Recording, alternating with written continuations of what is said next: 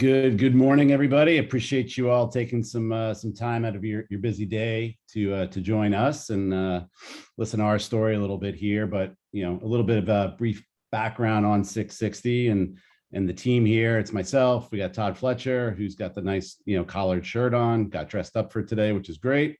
We also have Tom Healy joining us. He's the senior member of the team, and that is an age joke. But the three of us have been in the business for many years as an operator at the brand level. We've been with great brands such as Vitamin Water, Red Bull, Pirates Booty, Crave Jerky, Tessie May, Rethink Water, Peckish.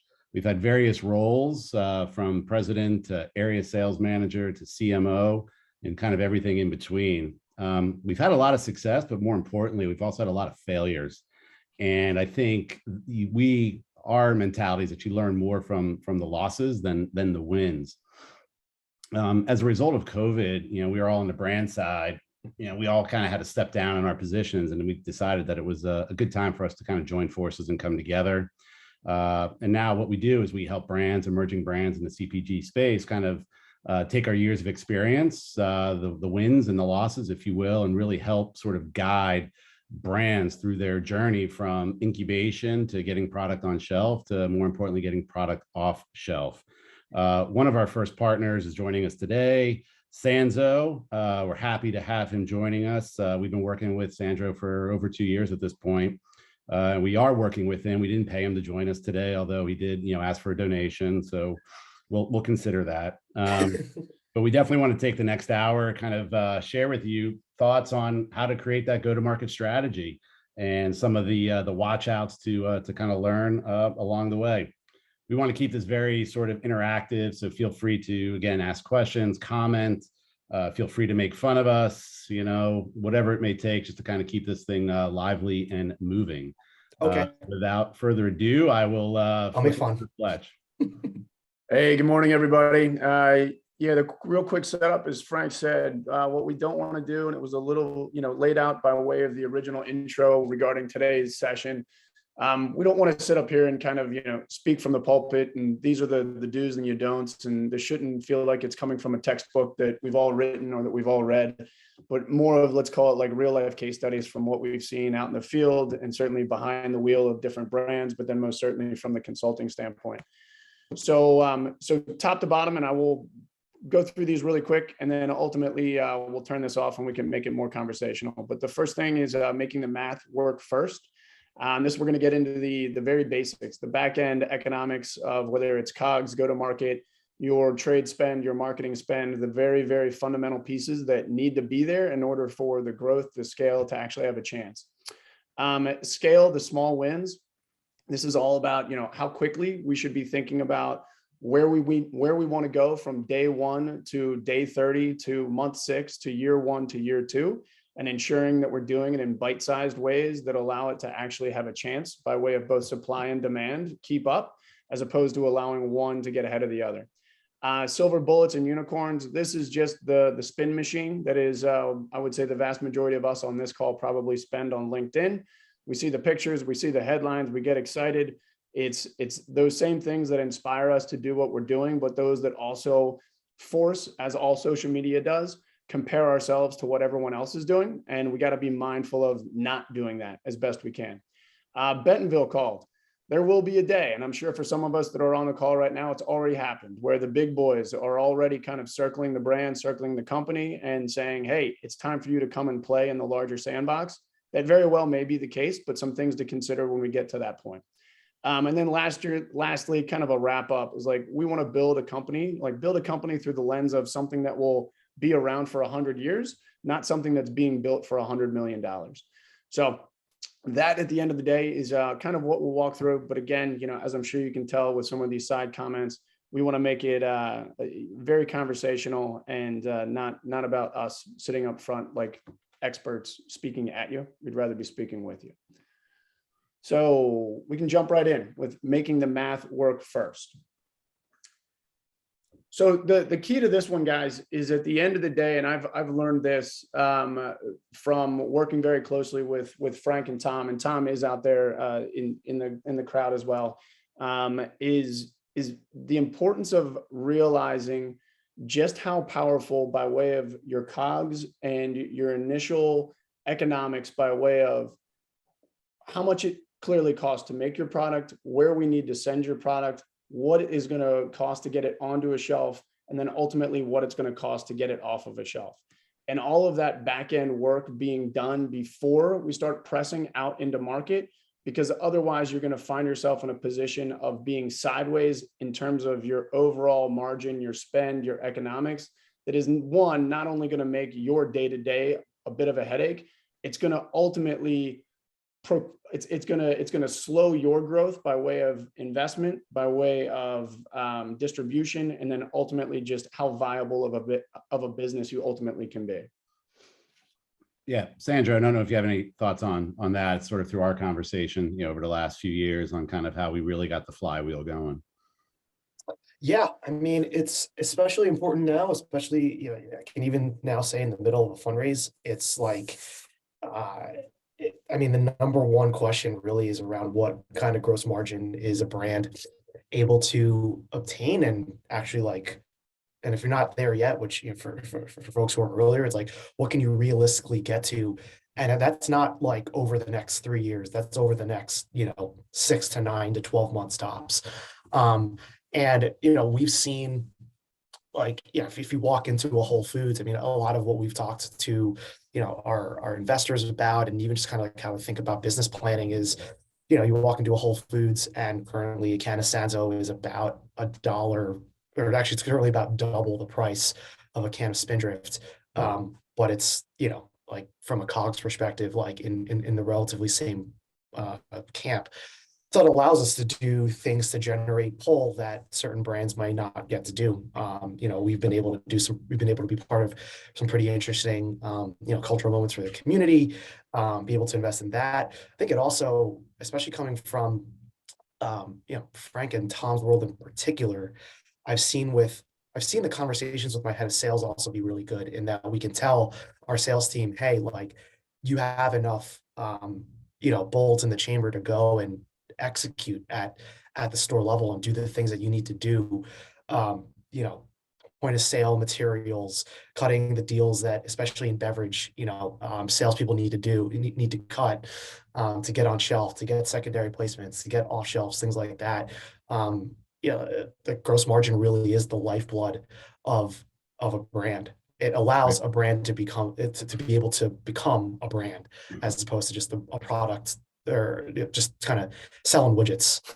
Yeah, I think, and the business has shifted a lot over the last few years, and we talk about this often, is that, my time at Crave, like, the top line was very, the growth was great, but the bottom line wasn't so pretty. And I think now, in this sort of, age where we are today with the economy and the investors, and I'm sure you've all had these conversations with investors out there, is that they definitely want to see that top line continue to grow, but they're looking at that bottom line. And I think we need to, as entrepreneurs and as young brands, continue to make the decisions that are right for your brand and right, for your longer term growth, not so much what the rest of market is doing, but to be a little disciplined on when you're working through your economics, to ensure that we do have enough dollars left over to invest into programs that are going to get product off the shelf.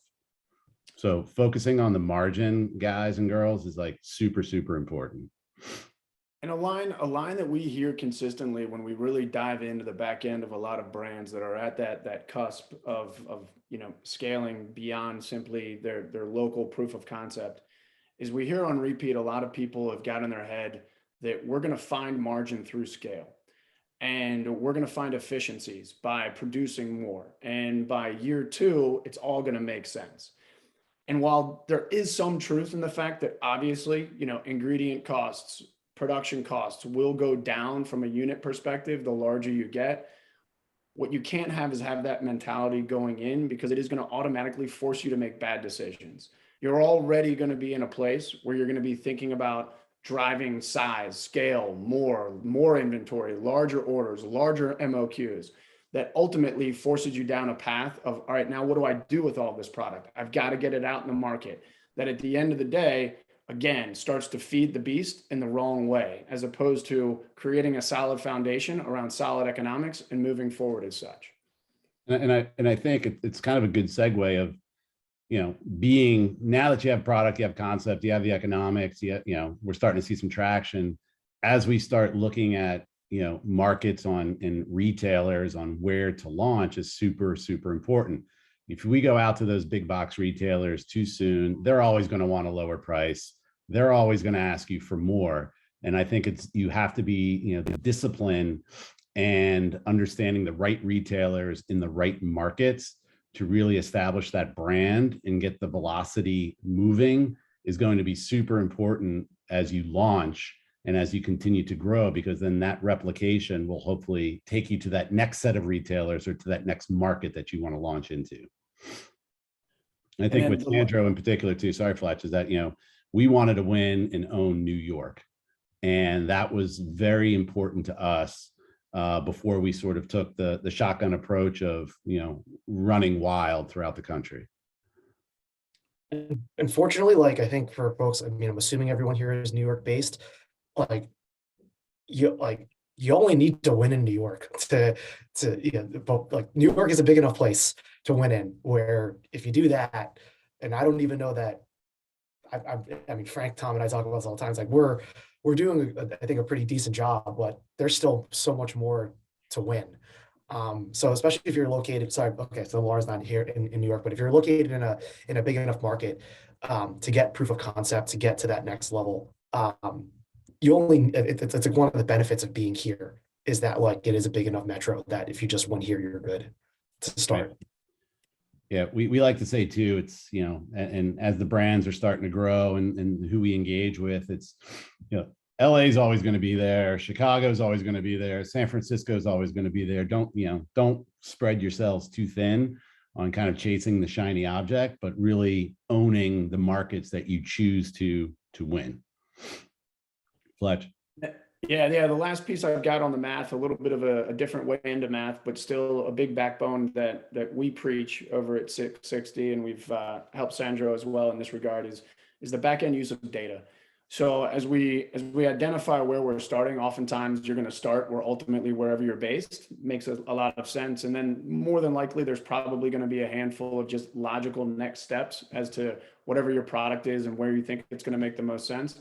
But I would highly recommend, and I say this fully recognizing how expensive syndicated data can be, but getting as close to the one from a beg, borrow, and steal perspective, how can we get numbers to better understand our own category in where we are today, certainly just in terms of what does the competitive set look like, all the way down to the very basics of, yes, you can walk the shelf or you can walk the shelves of any given store in your local market, but beginning to really do the work behind the average retail price of your competitive set. And then just as importantly is, what is the average promotional price of that same competitive set? And be sure you kind of bake in a lot of that knowledge and intel as you think through your own go-to-market, your own balance sheet, your own P&L. And then in terms of what are those next steps, is like doing the homework and doing the necessary back-end investigative work to identify where are those pockets that your market or those markets like yours are already working or have the target demographic that you've identified at enough of a scale to make your business model go. Don't get sucked into necessarily the automatic of, I know, again, Sandro and a lot of people here, we use New York because a lot of people are based there. But the knee jerk is, all right, we're going to go to Southern California. All right, we're going to go to, as Frank said, we're going to go to Chicago. We're going to go to Miami. We're going to go to Austin. We're going to go to Boulder. We're going to go to the Pacific Northwest. Like all of those, like CPG hotbeds. Yeah, got it. Like those are all phenomenal spots. But in these incremental early steps, don't feel the pressure that you need to leap into those major metros immediately. Your story can still hold true in the Ashevilles of the world, in the Bostons of the world. They can work in the Washington, D.C., Philadelphia areas of the world. Don't feel the need to get sucked into what is the stereotypical CPG hotspots without doing the necessary work to see where can be some of those secondary markets that you could build your story as well. Fletch, you want to pop up the main slide again? Sure. Keep us on track here. Yeah. I'll be honest also, like, and this is like especially something we found, maybe this is particular to beverage or salty snacks that just generally have higher turns. My own lived experience is that we actually couldn't go much faster. The turns were going quite well for us in, like in New York. We did get an opportunity at Erewhon that we ended up taking and opening up LA, but that was still at least like 6 to 9 months after we initially launched New York. And so I think that's like a big thing that I also kind of like, if I'm getting into the headspace of like just like kind of like a current present day founder, is like, be honest with yourself. Like if you're feeling like the need to go wider because, oh, either New York or LA or SF isn't working, or your velocities are like X, it's like for me, the bigger challenge would be how can you get your velocities from X to 2X to 3X first, from just like from a pure like mindset perspective. It just gets a lot more complicated. But yes, there's the cogs and the numbers, but even from like a mindset perspective, like it just gets way more complicated when you're starting to expand door count. And so like that's usually, I mean, and again, like especially, I'm going to assume, and I apologize for folks who are not New York based, but this is a naturally New York event, so I'm just going to kind of assume that at least most people are here. And it's, I guess, my New York mentality. There are a ton of good doors in New York where I would almost say, if you're not getting it done, like it's actually, to me, a product pricing or other execution thing. And so like, I just kind of want to say like the hard thing out loud, that like, I think a lot of folks will start thinking about, oh, it's the distribution strategy. Oh, it's whatever. It's like, no, like a lot of times it might be the product or the packaging or the pricing. And so like for at least for us, we've had, I guess, a little bit of like a decent run for the first couple of years. So it's just like, it's kind of like, how should success look like in the early days? It's like, it should be that in your home market, your velocities are turning, your buyers are asking for more products or asking for more SKUs, or you're kind of like having a little bit more success, like getting secondaries or off shelves. And again, this is more for super fast categories like beverage or salty snacks. But like, I just kind of want to put a bit more like depth from like, at least a little bit from like our own lived experience over the last couple of years of like what that kind of success should look like. No doubt. No, that's good feedback there. And I think, just kind of moving here into number 2, right? Scaling the small wins. And I think, we always like to, we have a love-hate relationship with LinkedIn, because I think a lot of people put all the good shit out there, rightfully so.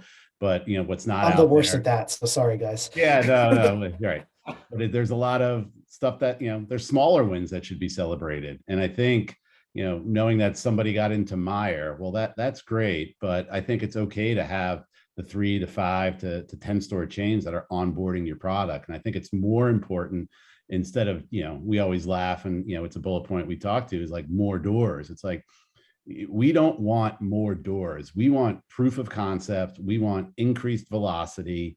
We want to make sure that, positioning is right. You're sitting on the shelf in the right set. The economics make sense, and let's get the product moving that way.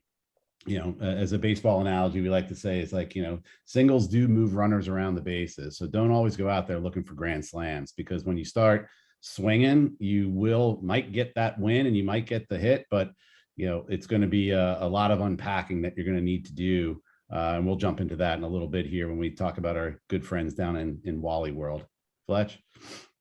Yeah. So just to kind of add a little bit to what Frank said, a good friend of ours, a gentleman, smart guy, you guys should look at him, Andrew Bluestein, on the investment side with Bluestein Group. He talks a lot about product market fit.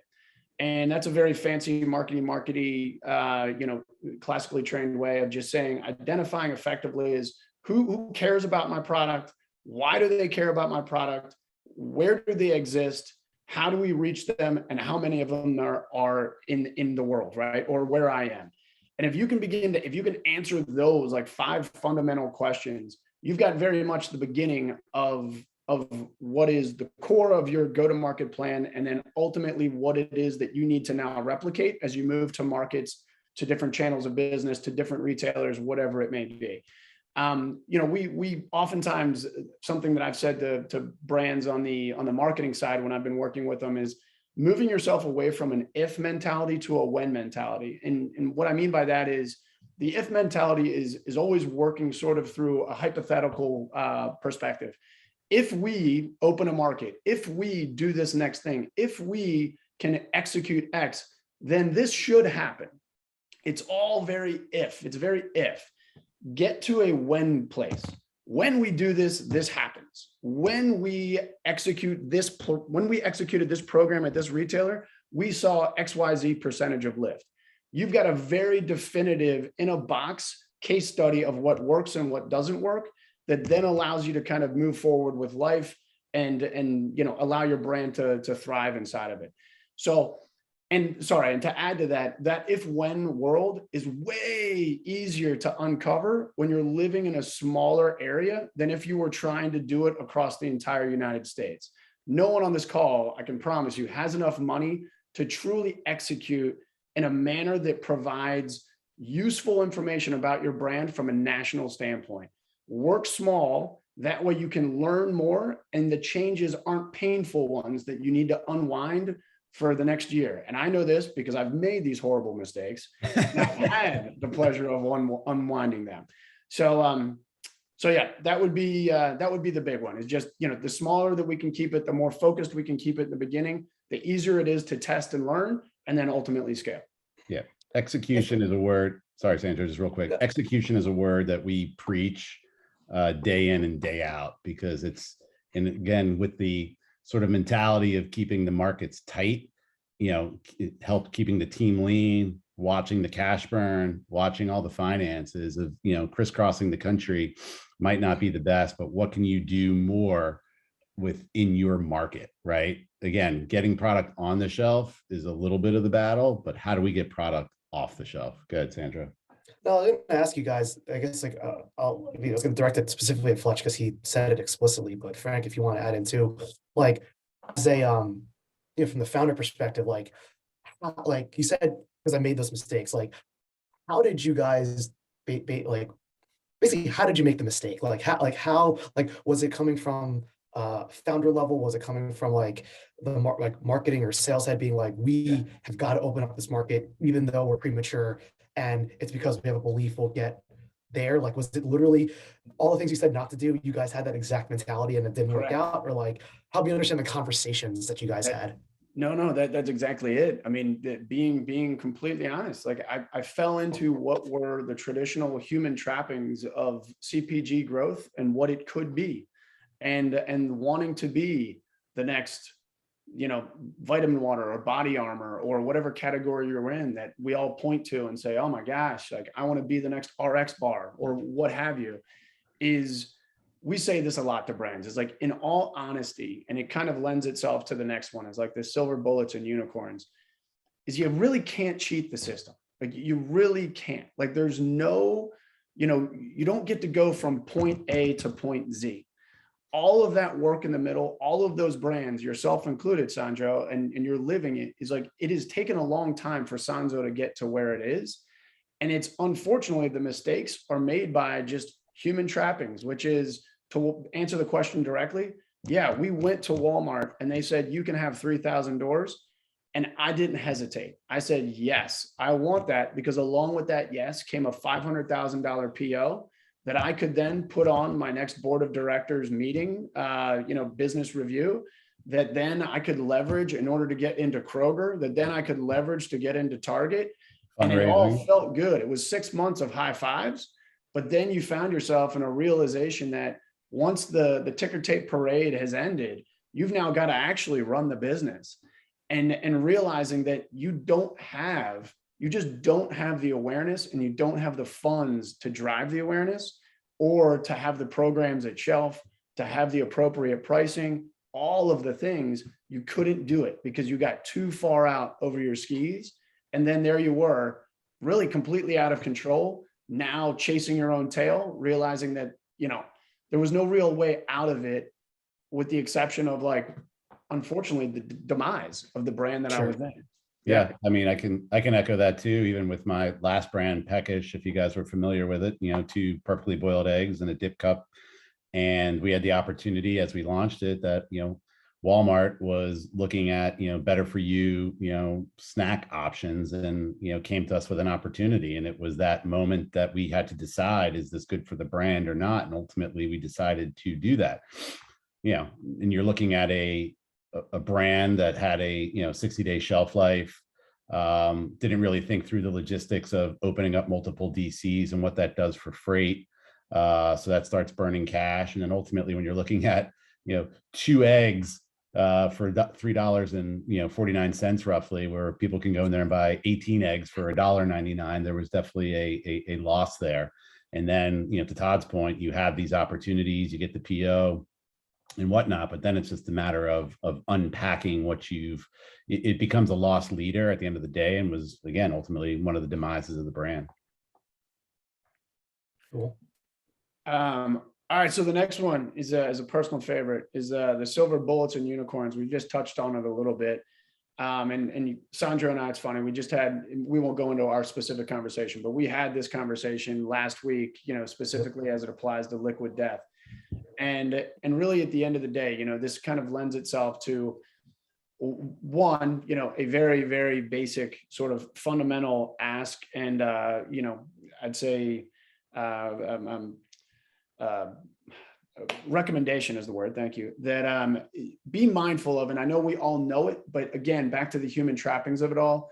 LinkedIn is a phenomenal place to talk and to learn and to see other founders and to see and follow other journeys. But just be mindful of the fact that it's also the world's largest company brag sheet in the universe, right? So don't buy into it. Right? Everybody has their pain points. Nobody is riding a perfect hockey stick to the top. So first and foremost, if I see you in a trade show and you tell me about a 3 to 5 year company flip strategy that you're in, I may slap you in your face. Like, it does not exist. Do not say you're going to flip your company in 3 to 5 years. It's going to force you into horrible habits. It's going to put undue pressure on yourself and your team. And it's ultimately going to end in sadness, is where it all ends. Give yourself a mentality of ballpark. It's a 10-year journey is what you guys are all on at a minimum. And in that journey is a roller coaster of ups and downs that you have to be prepared for. So as you read the highlights, and I use this as some of you guys were just getting on. So the body armor, which Frank, myself, and Tom are very close to, a lot of the guys from the Vitamin Water team did that. And to their credit, we love them all. They killed it at the very end. That was a company that could not find itself, despite all of the experience that it had on its team, and certainly Mike Rapoli on the Mount Rushmore of beverage growth. Even with all of that horsepower, they could not figure out their brand or find themselves for the first 3 to 4 years.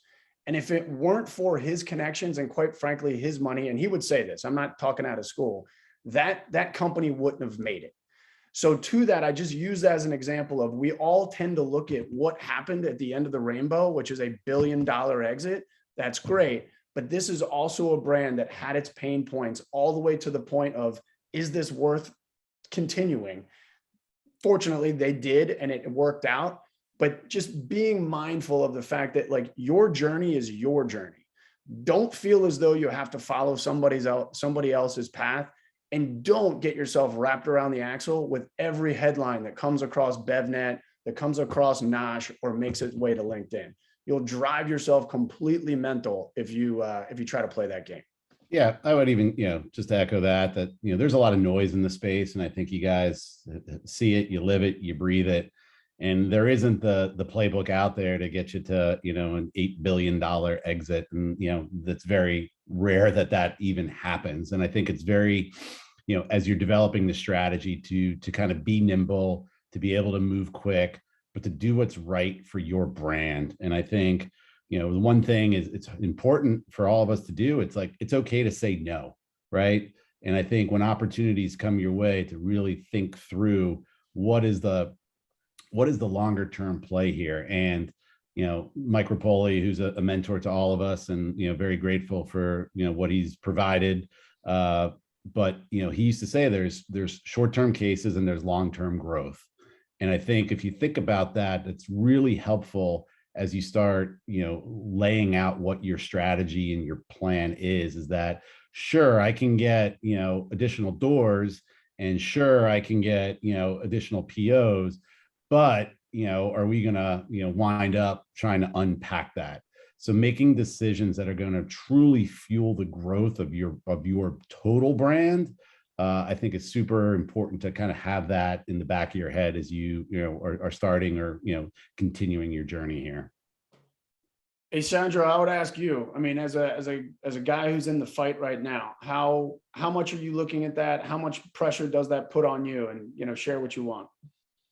Yeah, it's funny because as a person who creates a decent amount of the noise that Frank has talked about, I like it all though. I like it all, so I'm guilty as charged. I guess what I would say to folks is actually like, as someone who contributes to this content wheel, what I can honestly say is like that content's actually not for you. That content is effectively, and it's what a lot of founders who are on LinkedIn and whatnot doing. Like, I was talking to Jay Carls over at Midday Squares about it about a month ago, and all that. It's like, these are ways that we update our buyers on what our brand is doing in lieu of an annual or an every 6-month type of data review. And so like, I'd almost say like trying to divorce the, and it's almost like if it has spillover, I guess, emotional effects where folks kind of take bad, it creates bad juju or bad feelings. I'm like, there's obviously that we're talking about right now. Like, that's probably the biggest thing that I would say is like that content, weirdly enough, is actually not for the founders. Those end up being talked about in more private conversations, and it's a lot of like this content that Frank and Todd are putting out there today. So that's actually the first thing that I would say there is that like the main thing is that's really not for for the founders. And the second thing is like, it's why I'm fortunate to work with these guys, is like, it's really just trying to distill, like, if there's a big headline that comes out. I mean, Liquid Death's, fundraise probably being one of the more recent big headlines, also the Kroger Albertsons, acquisition. It's really just like, okay, what are the actionable things that we can digest from this? And literally half the time it'll be nothing. It'll be no, like that's noise. Ignore it, or it doesn't invalidate the strategy that we're taking on. And so I guess like that kind of all almost goes back to the first couple bullet points, and especially like Todd's thing around if switching to a when mentality, not if, is like, if you actually have a solid strategy, the news really shouldn't like knock you one way or the other. It's how do I digest this news, if I care about it at all, like with the perspective of I have my brand strategy. It should not dictate, like you shouldn't be waving in the wind based on what's happening in trade news, which I'm sure a lot of folks here probably already kind of have that mental strength. But like, yeah, when you're in the dogfight, sometimes some things can knock you off. So just like kind of keep that flagpole where it is. Yeah, that's great. No doubt about it. Because I think people can, we've had a lot of those conversations when you see somebody raising money or somebody dropping their price, and, should we follow suit? And it's like, we need to, don't let the tail wag the dog, so to speak. So it's like understanding who you are and where you want to go and what is that roadmap to kind of get you there. There will be little pivots here and there, but don't let, big splash, big noise, other companies kind of, sort of take you off of your ultimate goal and the road that you're traveling here. So just moving forward here as we're I guess turning the corner time wise, but as it relates to Bentonville, I think this is super important, specifically on the sales side where I spend a lot of my time. It's like, the doors versus velocity conversation is something to seriously consider, because I think it is very, we've hit on it a few times, but it's sexy to kind of get the big banners, and there's certain retailers that are cool to kind of put into the, the investor deck, into the pitch deck of, putting a Target, a Kroger, some of those bigger box retails out there. But at the end of the day, is it truly, good for you and your brand? Or are we seriously just chasing cases? And I think there is a time and a place for that.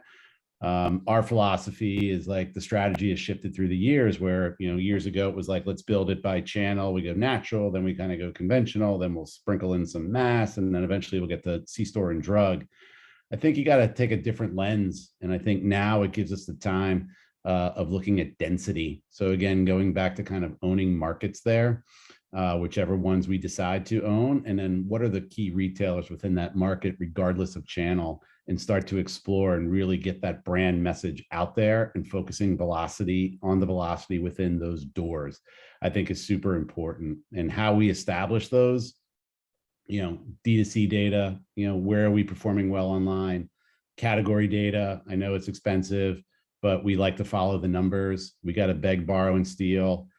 Try to, call in some favors to figure out where is the category performing well and how are we performing. And at the end of the day, it's just about, again, focusing on velocity over the doors. Because if you build it properly, those big retailers with the, flashy banners, they will come calling for you. And I think, Sandra, we've talked about that quite a lot, because, the inbound, fortunately for the brand, has been, pretty astonishing. Yeah, I'll repeat that too. It's like, they call. Like, if you're doing well, it is their job to call you. Like, I think in the earlier days, like, I was a little sheepish, or I wouldn't say skeptical about it, but I was just like, oh, are they going to really be calling? To the point where, and I'm not saying it does this. So as a brand that has not participated this year in both Expo West and in Expo East, there's actually, I think, valid conversations around needing to be a brand that goes to a trade show to get discovered, and paying the crazy money for that. If you were, what the pandemic showed, and again, like we talked about the LinkedIn thing, but it's like, if you're creating a brand that resonates, like, you will get discovered. And I think that's like a big one that I had to internalize. And it goes back to like, okay, we have this strategy. It's like, is it working? Yes, it's working. You then get like these, like, if it's working, you get these externalities that start to kind of play a bit in your favor. And I'll admit, like, a lot of that for me was just trusting my advisors, who would sometimes hit me over the head a few times to have to drill that message in. And so, that could be another conversation too, about it, having great advisors to guide you along the way. But like, I can like seriously like reiterate that, like, it's there. Or maybe another thing that I'd also say is like, specifically like to this bullet point here that says Bentonville called. It's like, there may be, it's like, if they called, like, and you say no the first time, that doesn't mean no forever. I mean, there might come a time where they have to take a certain, authorization at some point, but like, just because they're calling then does not mean they're not going to be interested in the future, as long as you're continuing to keep building your brand. So yeah, like, it's like very, very few times does a no have to be a no. It's mostly viewed as like a not yet. That's right. Yeah. And adding to that, I guess the idea of Bentonville is remember, guys, that the story of a new retailer only starts when they say yes. And what I mean by that is you have to ensure that the execution and the real business behind that new retailer is ongoing for it to actually truly be considered a success. In the most practical of ways, you can go out and you can get and land, pick your favorite one, Kroger. You can go land Kroger and to that, get that first initial PO. We all know, and at least whether you know or you've heard, is like the first PO is great, the second PO is the most important. But even beyond that is the numbers you generate. Remember, the numbers that you generate in year one with a retailer need to be anniversary the next year and exceeded. So you don't have the benefit of that big pop of a PO that's going to happen in year two.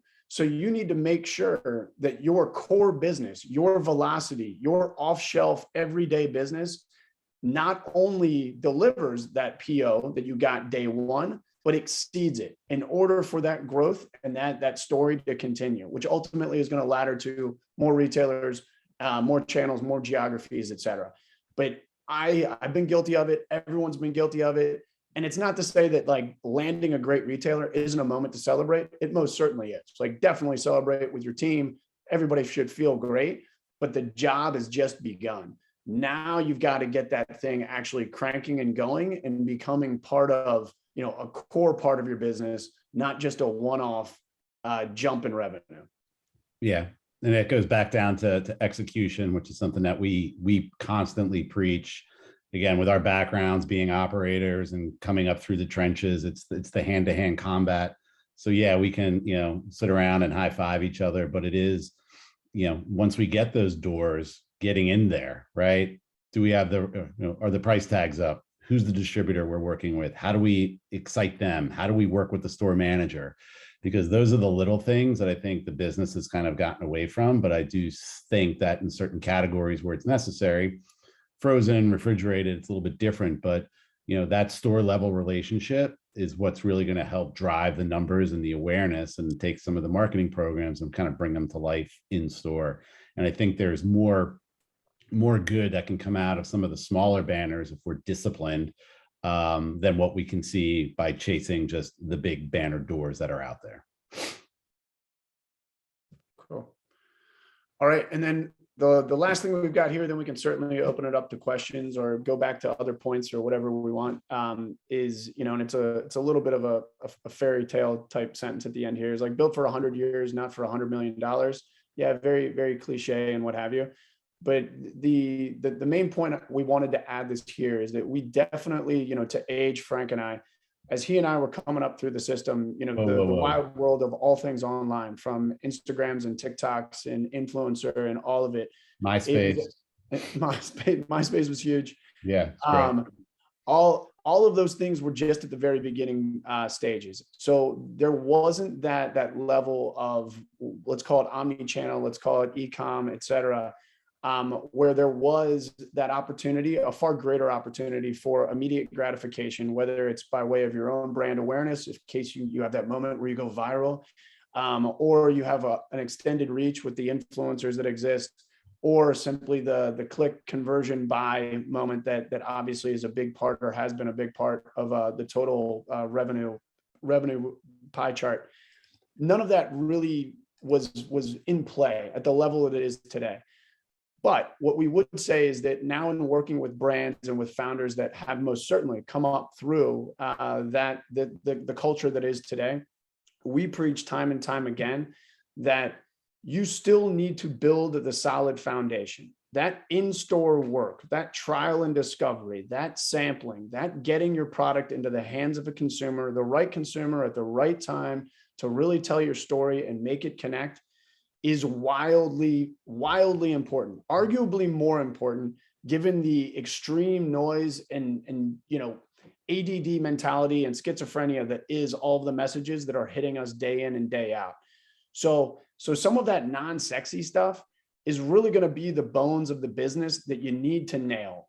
Don't count on that influencer delivering you the success that you're expecting. Don't count on that perfect piece of content being the thing that gets passed on and allows you to then move on to another geography, another channel, another stage in growth.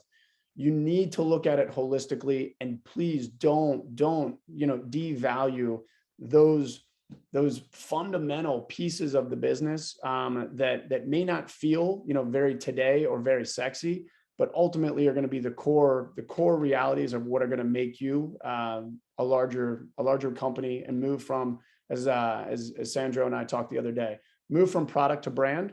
You need to have those fundamental building blocks in place.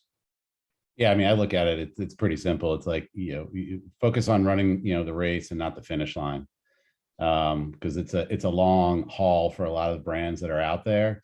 And if you start looking ahead, you may trip because you don't know what's right in front of you. So, I mean, it's a very, it's hand-to-hand combat, quite honestly, to kind of get, the machine moving here. But those are super important parts of building your brand, and kind of, quite honestly, being effective as you scale from, case one to case, two, for that matter. So Adrian, that's all of our stuff. Well, we forgot the smoke show and, the LED, presentation, which will follow here. Well, we definitely have some questions that were dropped in the chat, and also some that were sent to me directly. So I'm going to just start with one of the first ones here. Was, with food, customers like options in flavor, sizes, etc. How do we plan for these options from proof of concept stage to launch? Yeah, for me, depending on where you are inside of that, that's where I lean heavily into the wild world of data. Is begin to climb into, whether it's, the spins and the Nielsen's of the world. And yes, again, I'll reiterate that I understand the expense behind this, but there's ways that you can begin to, whether it's beg, borrow, and steal, or even, quite honestly, like Spins pitch, they do have some more founder friendly or emerging brand friendly packages to help you get there. But what I would suggest is getting into the category that you're in, and the very, very basic cursory work of identifying, from a flavor profile perspective, who's trending highest, and begin to look at it not just in give me a 52-week snapshot of like total dollars, but begin to break out the quartiles and begin to look at, give me a 4-week, give me a 12-week, give me a 26-week, and look at the trends and where they're moving. That would work across the board, whether it's flavor, whether it is format, whether it's size, obviously even pricing. A lot of that is going to come into play. From a 52-week standpoint, you can begin to identify, or at least feel free to kind of reach out to adjacent categories that feel good, and think about the seasonality standpoint. When are the highs and the lows that, in many regards, may not necessarily, to answer the question directly, give you information on what the product needs to be, but it most certainly will give you a bit of a level up on when we need to promote and when it needs to go fast. My take on it is, depending on where this brand is or what your brand is like kind of your roadmap. And I don't think that, I'll go back to the vitamin water days and, the way back machine, as we say. It's like, we didn't start overnight with an 8-ounce multi-pack, a 32-ounce, a 20-ounce, and a sport cap, right? I think you need to kind of identify what is the core, entry vehicle for your product and your brand from a size, and then understand the quite honestly, how many flavors you want to launch. I think, under the 3 to 5, because at the end of the day, if you make the pitch, you're not going to get all out there. Going with too many SKUs to start, I think it's just going to create, it's going to cost a lot of money. Could be a different distribution strategy. There's a lot of other variables in it, but I do think it's very important as you start looking at, hey, for 2022, it's about, this part of the lineup, but as you look out to the next 3 to 4 years, that roadmap of, SKU innovation, because I think a very important thing is there's a difference between being a SKU and being a brand, and understanding how that kind of lines up. Thank you. This is actually from one of our members who is a brand founder, and she wanted me to share her a little background on what she's currently facing. So she's a founder of a small beverage brand that's different from what's on market, and they don't really have major competitors. They're New York based in Whole Foods in New York, Brooklyn, and New Jersey, but also launched in Erewhon in Los Angeles and Target in Southern California and Arizona. Supporting the West Coast accounts have been challenging because they are still bootstrapping. We are losing money on the West Coast accounts and considering pulling out of those, but the thought of dropping Target and Erewhon sounds very scary. What is your advice? Sorry, I lost you there. I gotta go. No, I'm just kidding.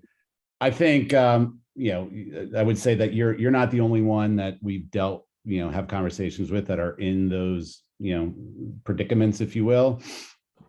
I do think that, for me personally, Target, that's one of the, I'll poke fun at them a little bit here, but it is a cool logo to put in the deck. I don't think it's necessary. I think, it sounds like an example of maybe going too fast, too soon. So I would be in support of trying to kind of unpack and unwind and really going back to what we talked about of like really owning, your core market first. And again, if we do the things right, other brands that have been in this situation, they've pulled out, they will be able to get back in if we build it properly. Yeah, I'd love to see more behind, what is that West Coast, what does that West Coast business represent to the larger company revenue, top line, et cetera? Like how important is it? But my gut tells me unless there's something there that is truly, truly, aside from Erewhon's a great name and you want to be in LA because someday it's going to be great, I'm with Frank. I mean, I'd be even more blunt. I'd pull out. Well, this is like kind of dovetailing just a little bit. Just so folks know, like Erewhon is a great account. It's an incredibly expensive account. For what is it now? 7 stores. I know that they just opened up the one in Beverly Hills. Fantastic. And it's like to Todd's point, is like if you want to open up the region and you're making that decision, right? It's like when we open up LA or Southern California, this is how we're doing it. Starting with Erewhon, the Bristol farms and whatnot, and then moving out. Cool. But I have also seen enough founders, especially on the East Coast, just take an Erewhon authorization because it's like, ooh, okay, cool. It's an Erewhon authorization and it allows us to open up LA and we can kind of go. Like it sounds a bit like, I guess, like just trying to go back to Todd's point around like the if not one approach. Like it should be a decision point for the brand that we want to open up Southern California and kind of go from there. So I'll just say that I don't know of any brand that actually makes money on Erewhon. It's meant to be used as a stepping stool for particularly Whole Foods, SoPac, but just as also the other accounts there, your Bristol Farms and Mothers and things like that. So just as like if for folks who are looking at their P&L, like if you are bootstrapping, like if you're committed to bootstrapping, know that that's going to be a money losing account for you. So like it actually will affect more burn on the business by opening it up. So I'll just put that out there. Thank you. I'm sure she appreciates your insights. Okay, the next one is, if you start with New York first, how do you begin to forecast sales with for a new brand and ensure the math works? Yeah, I think you kind of need to look at it, for us, you got to break it down as granular as you can be and kind of understand how many doors are you in, what are you moving, and what is that range? And then ultimately, when you decide to take that model into market number 2, identify that, repeat that, right? What we'll see is that, most brands, like what you might be doing in natural, depending on what this brand is, may over index what you're doing in conventional. And now you sort of take that idea and that model, and then whatever that next adjacent market is, you start building it from the bottom up, right? And understanding who are the doors that we want to go after, timing of resets. Are you aligned with the right partners from a broker in the space that can, give you that information, and then sort of bake in some of those velocity numbers and to begin to kind of really build your model that way.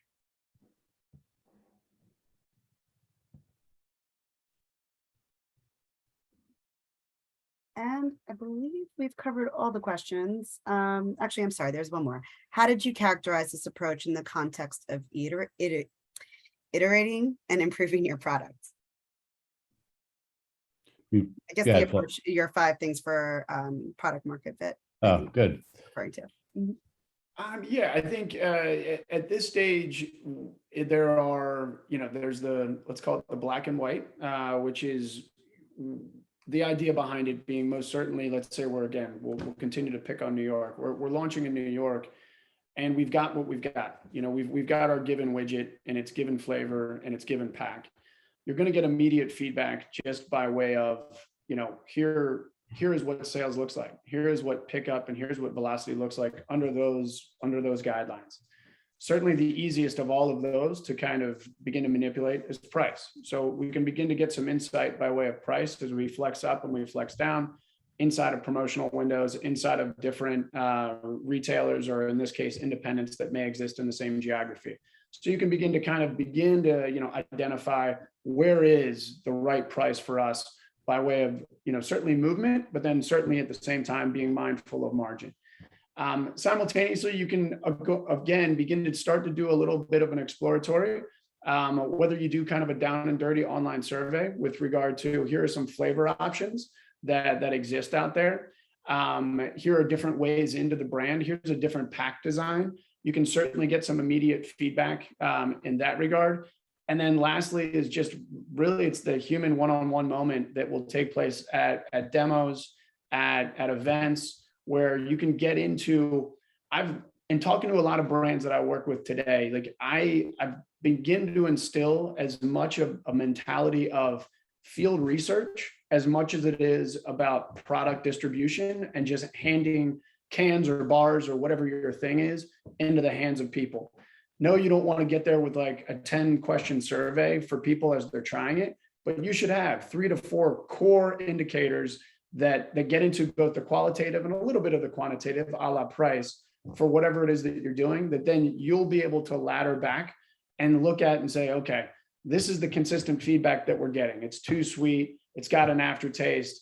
I wish you guys had citrus. Or on the other side is it's way too expensive. Or, oh man, I can't believe it costs this much, or it's this cheap. So in the beginning, it's a little bit of putting on your detective hat with some, I'd say some sprinkled in, soft analytics by way of online surveys and things like that. And then of course, lastly is paying attention to what the competition is doing. Those that are a little bit bigger than us, that maybe are a little bit further along, and what does their innovation pipeline look like? And what are the results that they're seeing from that? Okay, we have a few more in the chat, just to wrap up almost at the top of the hour. From one, for emerging brands like Sanzo, what type of trade spend are you budgeting? I'll say a lot of it, frankly, for us goes down to what is your gross margin, right? So I think it's the very first thing is like, what can you even, what can you even afford? And also another dynamic that we've seen really is like, what is your channel strategy? So it's like, it's a bit of like, it's a tough one to just take like right on its face, because I need to really know what category you're in. And what your go-to-market is. Like what we've seen being in the natural channel as like a largely Whole Foods and Sprouts brand so far is and I know it's going to sound crazy, but relative to conventional, relative to some of the bigger things that we're starting to see as we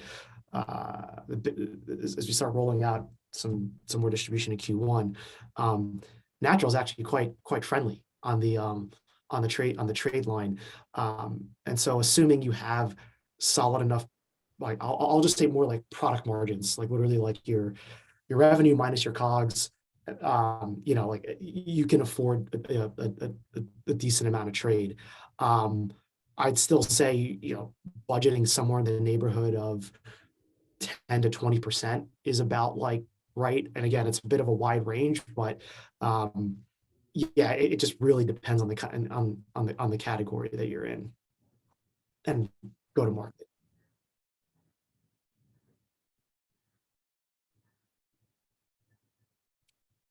We also have a question from Janice. What made you switch your growth method from natural channel to conventional to growing market by market? That feels more realistic for beverage with their distribution system, but for food, I'm curious why you are taking this approach. Well, I think it's depending on what the distribution method is. I mean, a lot of beverage is still done through unifying KE, not your traditional DSD, which is a conversation for a different day. Our philosophy is that you really want to create brand awareness and getting that stopping power at multiple outlets throughout a city of where they get their gas or where they work into their corporate cafeteria versus where they stop to kind of get their high-end groceries versus where they stop to get their everyday groceries. You're really creating that brand message. And if the marketing programs are kind of on, kicking in full swing, you'll be able to get that brand block and that stopping power as you start really approaching every sort of outlet that's within your market.